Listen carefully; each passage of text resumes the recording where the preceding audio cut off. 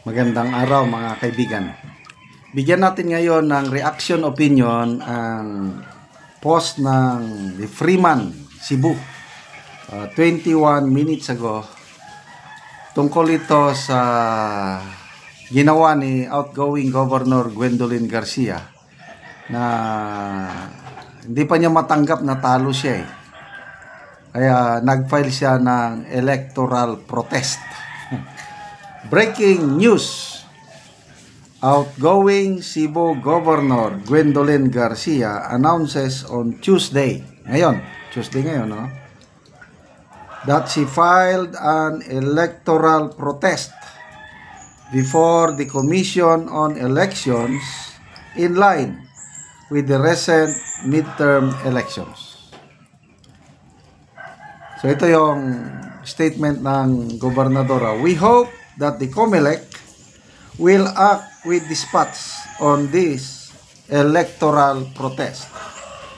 Garcia says that they have decided to contest over 4,000 clustered precincts, noting that the result for the gubernatorial election in Cebu did not reflect the honest will of the people.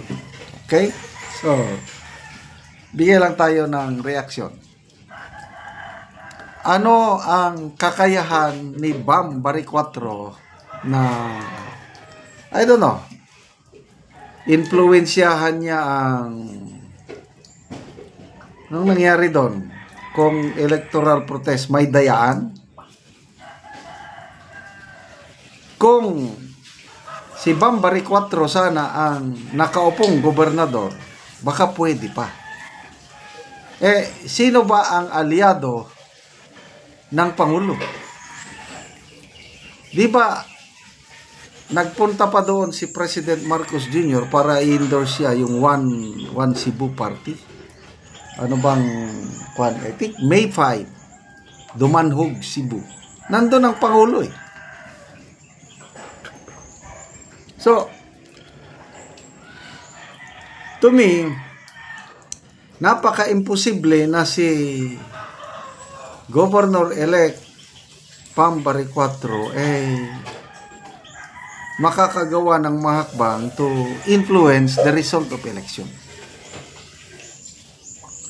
Malala ko tuloy yung 2016 nung natalo ang Bongbong Marcos Jr. pagka Vice President. Ayun, electoral protest. Supreme Court. I don't know magkano ang ginastos.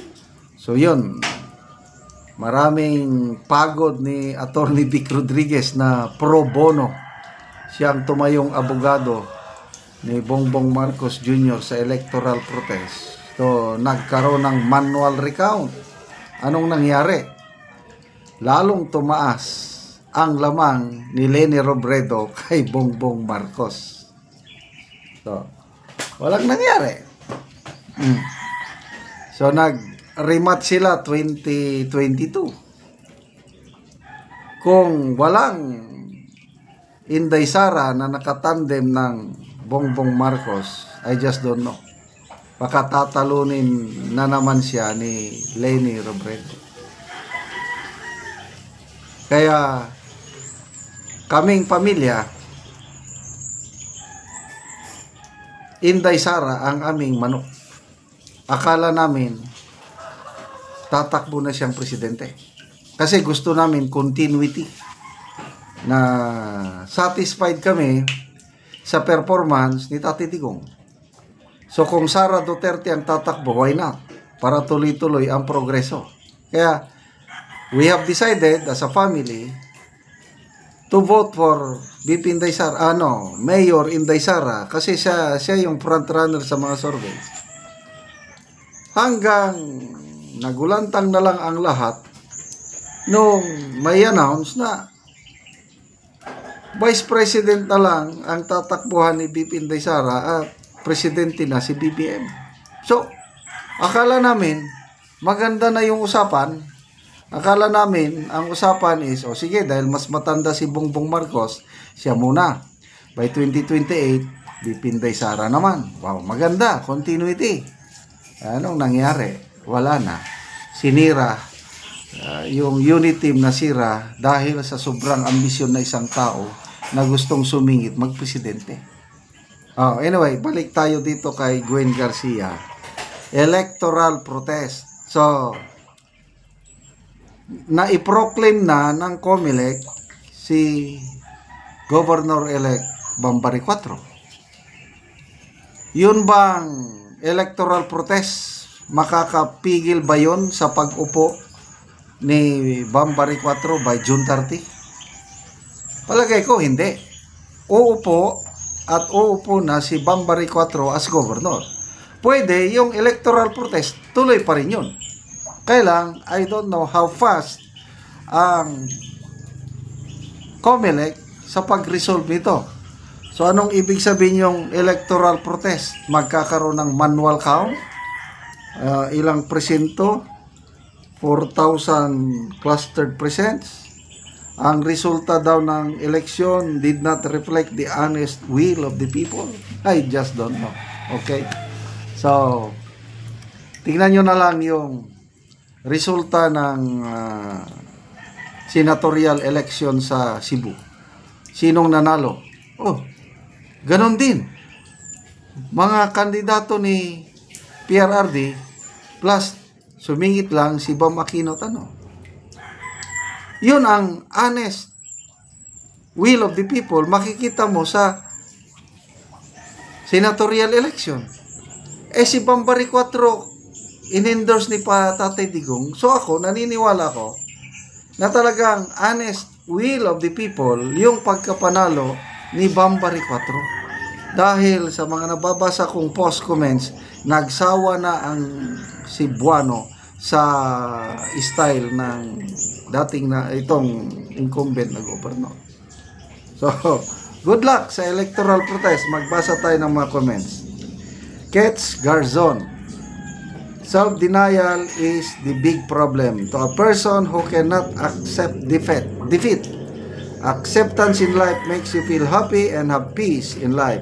Just accept your loss and live peacefully. Okay, so congratulations once again to Governor-elect Bambari 4. Okay, salamat mga kaibigan sa inyong pagsubaybay sa ating channel. Nakakatulong kayo ng malaki sa tribong Talandig ng Bukidnon. Dahil ang income natin sa channel na ito is pantulong sa tribo. Meron tayong livelihood assistance sa tribo. Nagpapatanim tayo ng saging lakatan. Panoorin nyo ang video na ito. Anak ko sa saging lakatan ni Manoy Boy. Og mo ni ang una niyang tanom nga saging lakatan. Og ako silang bisitahon. Mayong buntag Manoy. Buntag po. Pila ni kapunuan ang una nimong tanom Manoy? 20. 20 ni. 20. So mga dagko na gyud. Hapit na gyud mangunod. Nabuno ko putas ug amon kamo ni pagpabunga. O putas, ammonium dopos mo nang pampabunga. Mo ni pagpabunga. So kuan gyud mga dagko na gyud ug hapit na gyud ni mangunod ang saging ni Manoy. Putas complete ug ukos.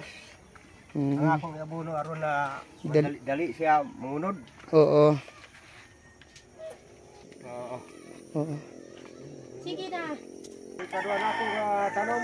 Muna ikaduha ni mo Manoy. So mga dagko na. Dagko na. Putas gyapon ang abunon ani ni Manoy. O ammonium dopos. Dopos. Mga dagko na gyud ang saging ni Manoy. Mga dumalaga na gyud. Dumalaga na. Hapit tempod Pila ni tanang kapunuan Manoy? Ani tanan 170 tanan ni. 170. Oo. Hinlo kaayo.